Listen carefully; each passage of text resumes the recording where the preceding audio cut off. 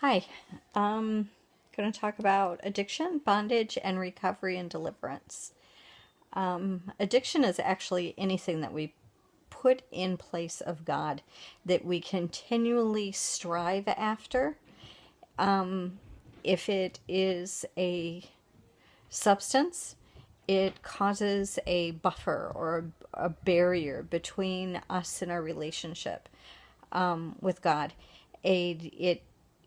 It fills that void of longing. It doesn't actually.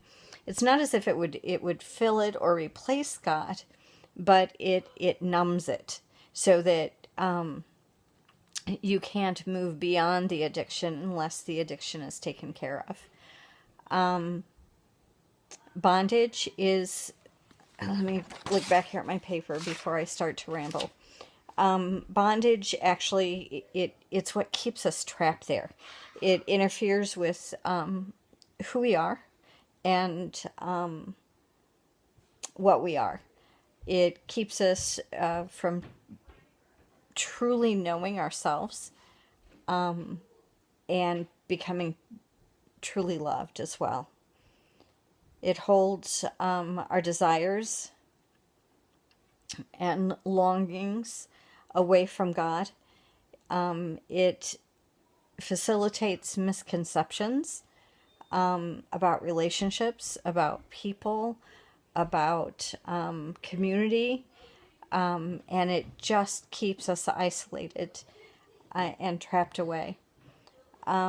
Recovery is moving from those stinky thinking areas in our life to the positive acceptance of grace, and that it's a continuality of grace that we abide in. It's beginning to rethink. It's beginning to relive, not go back and live what we've already lived, to repeat the same errors, but to actually recognize where we've been, where we're going, and where we are right now. It's a renewal. It it's actually where we learn to be be not only in love with God, but in love with who we are and who we are created to be. It's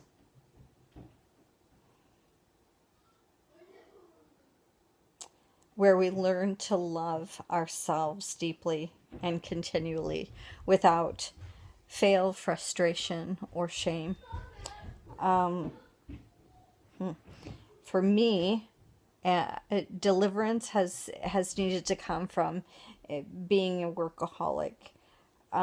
It has needed to come from expecting that when I deliver a sermon or begin to talk or create in community, that has to be perfect, that it's a performance that has to be perfect, rather than authentic and real. So I've had to be delivered from my misconceptions.